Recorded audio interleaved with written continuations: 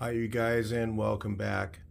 I thought I would make a video on how to build a VW engine on a budget, and what you need to do is basically tear down your engine that you have, if you have one, or buy a core engine, and you can gamble on it. Sometimes, a lot of times, the core engines are just completely bad and you can't save them, so it is a gamble when you buy a core engine. But what you want to do is tear it down and tear down the engine that you have, and you want to check a couple of things, and I'll show you what they are.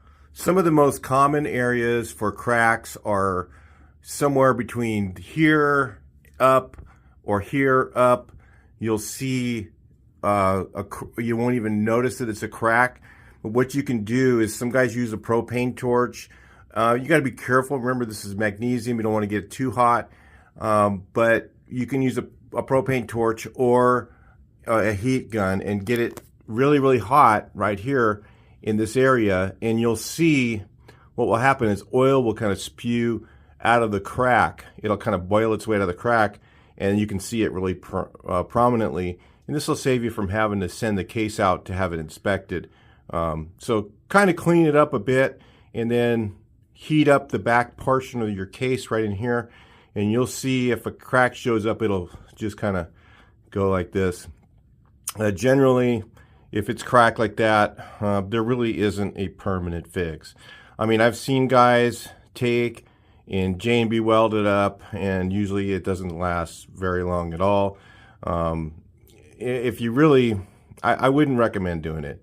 Okay, but if you had a case, an engine that was running and still good, and you were going to try and keep it going, you could, clean this really clean. Sand it, sand it really rough with heavy grit, like 36 grit, or take a grinder. Be careful not to hit anything to make a spark, because when you grind this, you can have all that dust, okay, the magnesium dust, and that catches fire pretty easily. So you don't want to hit anything metal when you're doing that, anything, that will make a spark.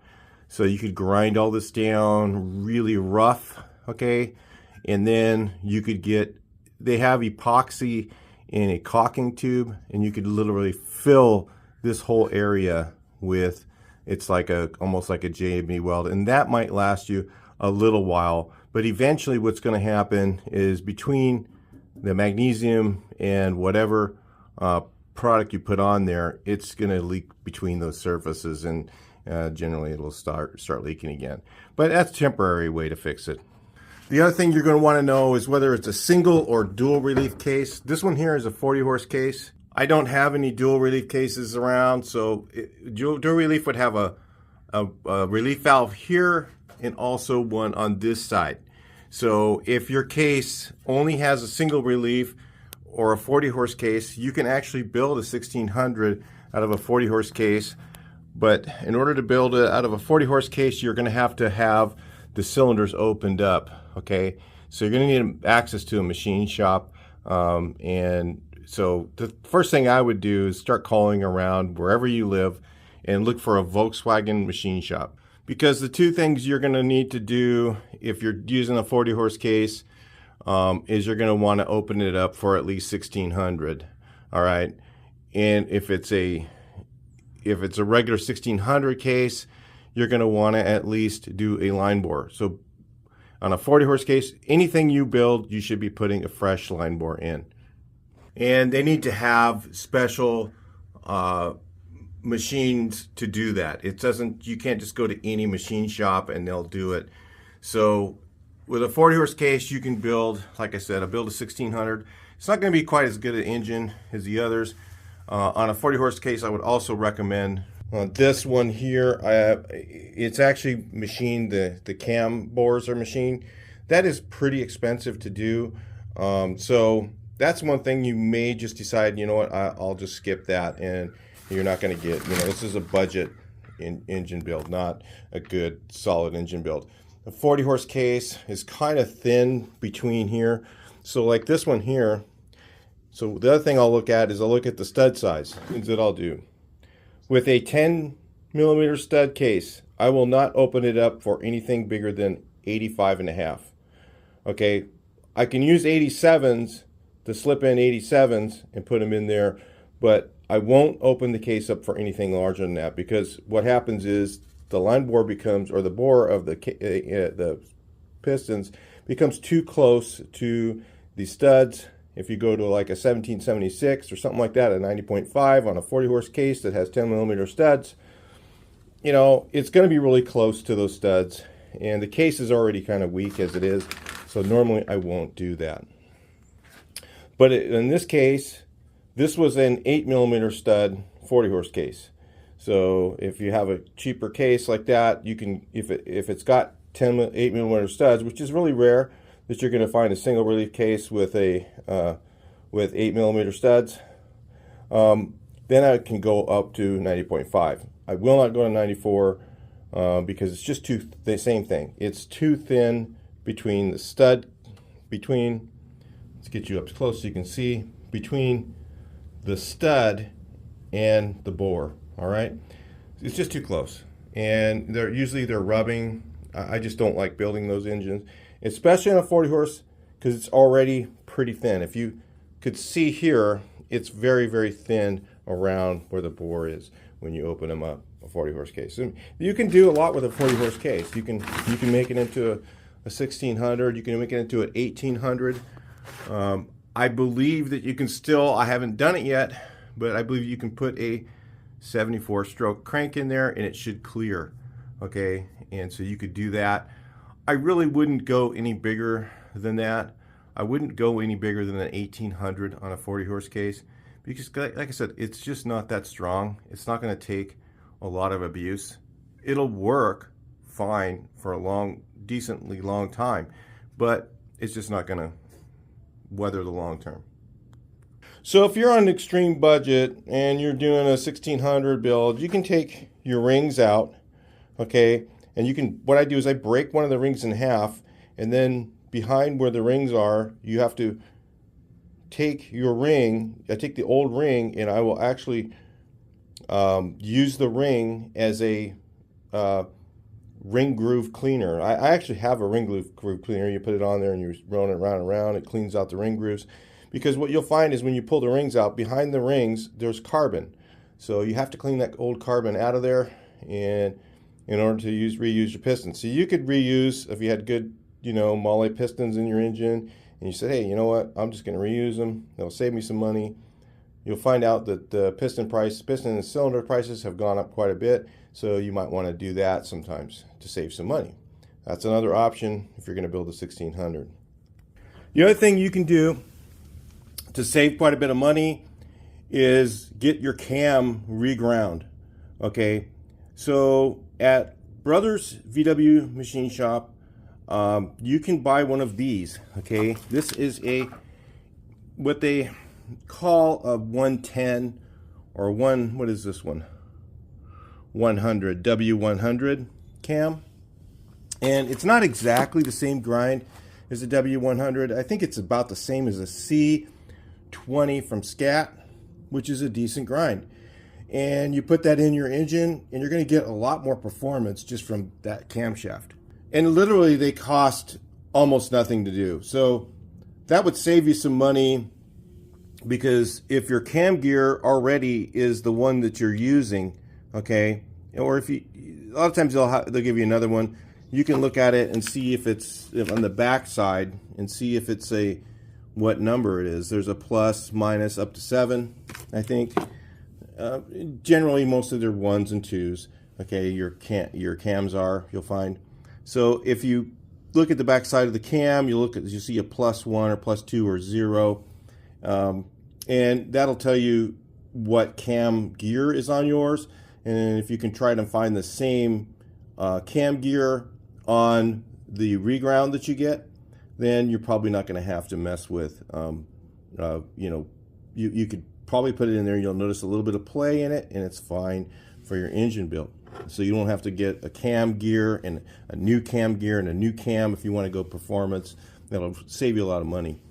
The other thing you do to save money on a build is you take your old lifters out and you have them reground. I've done this many times. I've done performance engines this way. Not like really big performance engines, where I'm trying to get like 150 to 200 horsepower. I'm going to go with new lifters on that. But with a decent amount of performance, like about 100 horsepower, which is a lot for a VW, I've done those with reground lifters. So you take your old lifters and you take them down to like Brothers VW Machine Shop and you have them regrind them. And it's way cheaper. So your cam and your lifters, you can save a ton of money right there on your engine build. Putting a performance cam in is the one best thing you can ever do to your Volkswagen engine, period, to get power. It will make it come alive. Really, the cams were just dead that were in them. They had no lift, no duration. Basically the biggest thing was duration was really short. And when you put a better cam with more duration in it, they call these W100s, they will make a huge difference in performance on even just a stock 1600 if you're trying to go absolute budget and go the cheapest you can. The other thing you can do is take your crankshaft in to like Brothers VW Machine Shop. If you're in California, if you're in another state, if you can find a VW machine shop, like I said, there's a key thing, and have your crankshaft reground. It saves a little bit of money. If you're going absolute budget, that can be done, and have your rods redone and just use a 69 crank again. This is a 40 horse crank I'm pointing to. This is different than the 69. I think I got a 69 in here somewhere. Nope, none of those.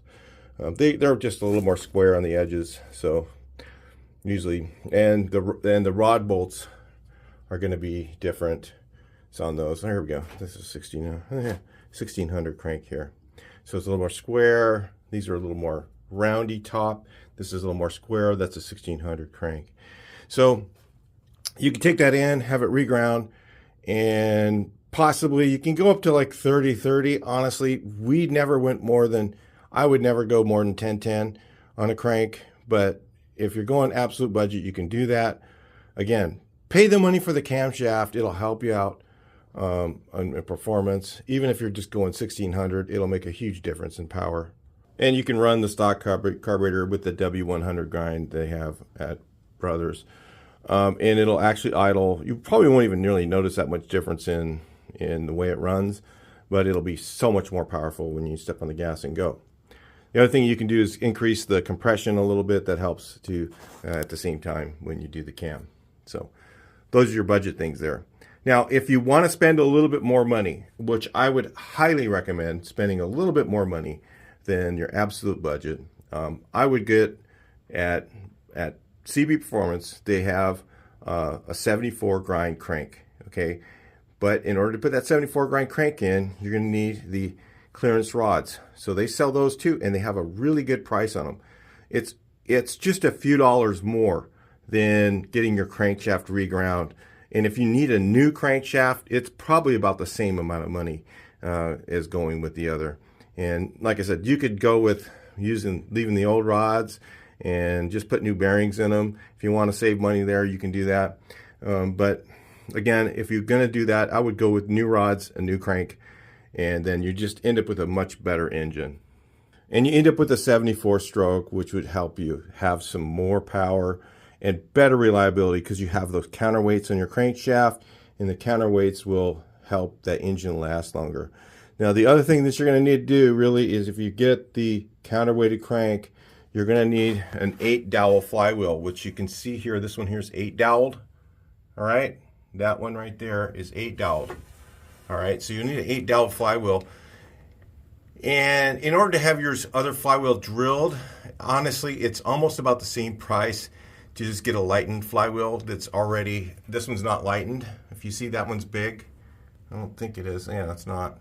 Okay, that one's big right here. It goes all the way up to the edge. If you get a lightened flywheel, okay, it will help you balance out if you're using the counterweighted crankshaft. Okay, a lot of guys will go, oh well, I don't like a lightened flywheel because it doesn't, you allow the clutch and it wants to stall. You'll notice if you have a counterweighted crankshaft that it doesn't really do that. It only does that when you have a stock crank with a lightened flywheel, which is not really, I mean, it's an old school racing thing that guys did for like dune buggies and whatever. But for the street, I wouldn't recommend doing that. You never put a Lighten flywheel on a stock crank. I only use them with the counterweighted ones. And with the counterweighted ones, you'll notice that it's really unnoticeable that the flywheel's lighter. I have in buses with even the Lighten flywheel and the counterweighted crank, and it feels like almost the same as a stock one. Maybe a little bit easier to stall, but not really. They still are fine right out of the gate. They just work great. Another way to save money on your engine build is to reuse your old heads. And the cheapest place to do that is Crankshaft in Riverside. If you're anywhere near there, you could utilize their service of having your heads redone. But almost every time, if you need new valves, if you need, some of the other things, you're going to be up to the point where you're just paying basically for new heads. So a lot of times new heads are cheaper.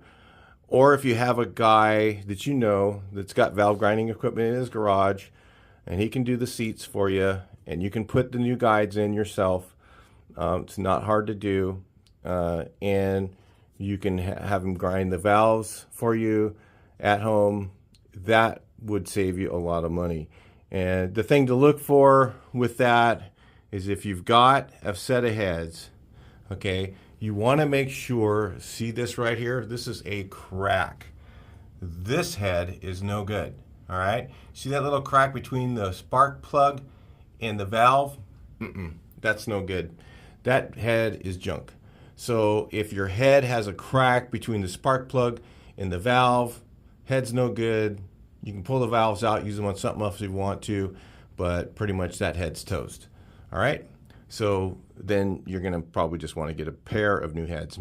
If you're using used heads, you want to make sure that they have the matching numbers on them, that they're the same casting. Okay, you look at the numbers, make sure they're the same.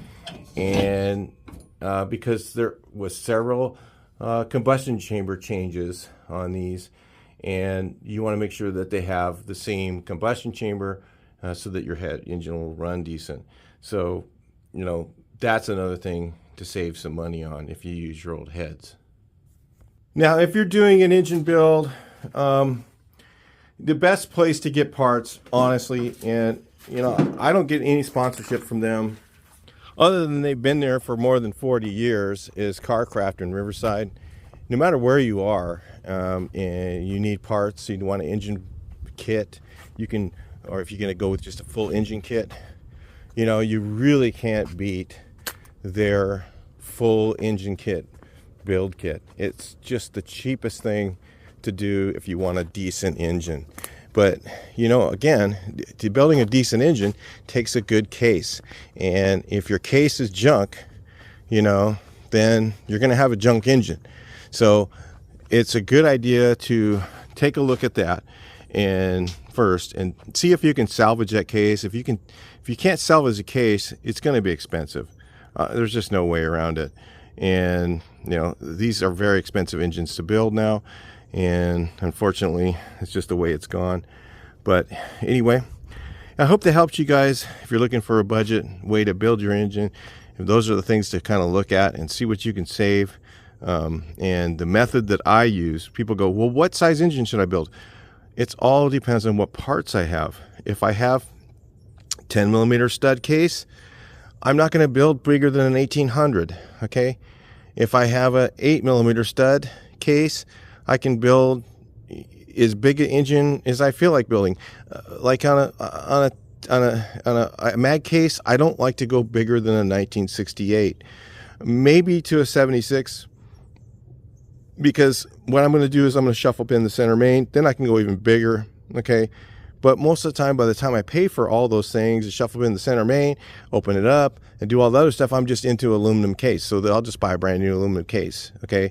Because it's going to cost me almost the same amount of money, and the aluminum case is going to be a stronger engine because it's aluminum, and all the center mains, all of them are shuffle pinned on those. So you cannot go wrong in the long run with spending a little more money if you have it. But if you don't have it, that's the way to do it. All right, I'll talk to you guys in the next video. Please like, share, and subscribe.